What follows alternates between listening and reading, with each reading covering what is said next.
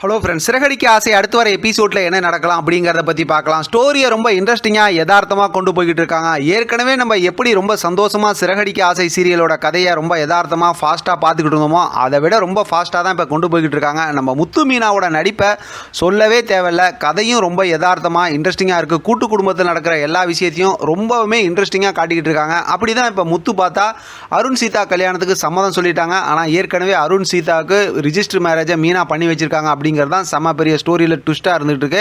இப்போ பார்த்தா எல்லாரும் உட்காந்து வீட்டில் பேசிகிட்டு இருக்காங்க. இப்போ அருணோட அம்மா, அதே நேரத்தில் மீனாவோட வீட்டில் இருக்கவங்க எல்லாரும் இருக்காங்க. இப்போ முத்து அண்ணாமலை அவங்களும் இருக்காங்க. இப்போ பேசிகிட்டு இருக்கும்போது நல்லபடியாக பேசி முடிச்சிடலாம், உங்களுக்கு வேறு ஏதாவது விஷயம் இருக்கா தம்பி அப்படிங்கிற மாதிரி அண்ணாமலை கேட்குறாங்க. இப்போ தான் அருண் பேச ஆரம்பிக்கிறாங்க. எங்களுடைய கல்யாணம் ஏற்கனவே ரொம்ப லேட் ஆகிடுச்சு. இப்போ என்னோட கல்யாணத்துக்கு வந்து ஹையர் ஆஃபீஸ், அதான் பெரிய பெரிய ஆஃபீஸர்லாம் வருவாங்க. அப்படிலாம் வராங்கும் போது அவங்களுக்கு சரியான மரியாதை நான் செய்ய வேண்டியது இருக்குது. அப்படி மரியாதை செய்கிற இடத்துல யாரும் சாராயம் குடிச்சு இந்த மாதிரிலாம் எந்த பிரச்சனையும் பண்ணிடக்கூடாது. அதனால் சாராயம் இந்த மாதிரி விஷயம்லாம் எதுவும் நடந்துடக்கூடாது என்னோட கல்யாணத்தில் அப்படிங்கிற மாதிரி சொல்கிறாங்க. இது வந்து முத்துவை பார்த்துட்டு தான் சொல்கிறாரு அப்படிங்கிறது புரியுது. இனிமேல் அருண் வந்து அந்த மாதிரி குத்தி காட்டி பேசுறது எல்லாம் தானே நடக்கும். மொத்தத்தில் எப்படி பார்த்தாலும் நல்ல மனுஷனுக்கு எல்லா இடத்துலையும் அதாவது இந்த மாதிரி பிரச்சனைலாம் நடக்கிறது உண்மை தானே. அதனால் குத்தி காட்டி பேசுகிறாங்க. அப்படியே முத்துவோட முகத்தை காட்டுறாங்க. முத்து அப்படியே ரொம்ப சோகமாக தான் இருக்கார். ஆனால் இந்த பக்கத்து பார்த்தா மீனாவையும் சீதாவும் காட்டுறாங்க.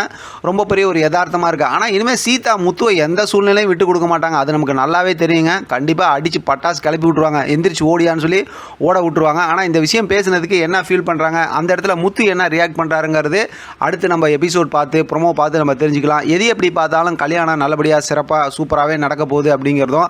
ஆனால் இதில் என்ன ட்விஸ்ட் நடக்க போகுது, ஒருவேளை ஏதாவது இடையில பிரச்சனை பண்ணி விட்டு, ஏற்கனவே ரோகிணியை தான் விலை கொடுத்து வாங்கிட்டாங்க ரவி சுருதி வீட்டில். அது மட்டும் இல்லாமல் ஏதாவது பிரச்சனை பண்ணி முத்துவை வந்து பழி வாங்கணுங்கிற மாதிரி தானே எல்லாரும் அவங்க அந்த மென்டல் குரூப் எல்லாம் இருக்கிறாங்க. அதனால் இந்த கல்யாண டைமில் ஏற்கனவே தான் இந்த மாதிரி கல்யாண டைமில் எப்படியாவது தெரியாமல் சாராயம் ஊற்றி கொடுத்துருவாங்கல்ல முத்துக்கு. அந்த மாதிரி ஏதாவது சாராயம் குடிக்க வச்சு முத்துவோட வாயில் ஏதாவது வந்து பேசி ஏதாவது இந்த கல்யாணத்தில் பிரச்சனை வருமோ, அவமானப்படுத்தி விட்ருவாங்களா முத்துவை அப்படிங்கிற மாதிரி ஒரு பக்கத்து யோசிக்க தோணுது. இன்னொரு பக்கத்து மீனா இந்த மாதிரி ரிஜிஸ்டர் மேரேஜ் பண்ண விஷயம் எப்படியாவது முத்துக்கு தெரிஞ்சிச்சு அப்படின்னா சொல்லவே தேவையில்லை. அடுத்து என்னென்னலாம் பிரச்சனை வரும்னு. ஏன்னா நான் அருண் மனசில் நினச்சிக்கிட்டு தான் அப்படி சொல்கிறேன்னு சொன்னதுமே முத்து வந்து அவ்வளோ அப்செட் ஆனார். இப்போ அவர் இவ்வளோ நல்லதுன்னு நினைக்கிறாருல இவங்க குடும்பத்துக்கு. ஆனால் இவங்களை என்னத்தால மீனா வந்து இப்படி ஒரு முடிவு எடுத்து இப்படி ஒரு விஷயத்தை செஞ்சாங்கன்னு ஒன்றுமே கதையில் புரிஞ்சிக்கவே முடியல. ஆனால் இந்த விஷயத்தை எப்படி டாலரேட் பண்ணி எப்படி இந்த விஷயத்தை டைஜஷன் பண்ண போகிறாங்க அப்படிங்கிறது ரொம்பவுமே கொஞ்சம் கஷ்டமாக தான் இருக்குது. ஏன்னா முத்துக்கு இந்த விஷயம் தெரிஞ்சுன்னா ரொம்ப வருத்தப்படுவார். பார்க்கலாம் அடுத்து கதையை எப்படி இன்ட்ரெஸ்டிங்காக கொண்டு போகிறாங்கன்னு. எல்லாமே கூட்டு குடும்பத்தில் நடக்கிற பிரச்சனை தான். அவசரத்தில் எடுத்தாலும் சரி, நிதானமாக எடுத்தாலும் அந்த பிரச்சனையை வந்து எப்படி கடந்து போகிறாங்க அப்படிங்கிறது தானே கதையே. அதனால் பார்க்கலாம் அடுத்து எப்படி இன்ட்ரெஸ்டிங்காக கொண்டு போகிறாங்கன்னு தொடர்ந்து பேசலாம். இதை பற்றின உங்களோட கருத்து கமெண்ட் பாக்ஸில் தெரியப்படுத்துங்க. தொடர்ந்து ஆதரவு கொடுங்க. தேங்க்யூ ஃபார் வாட்சிங்.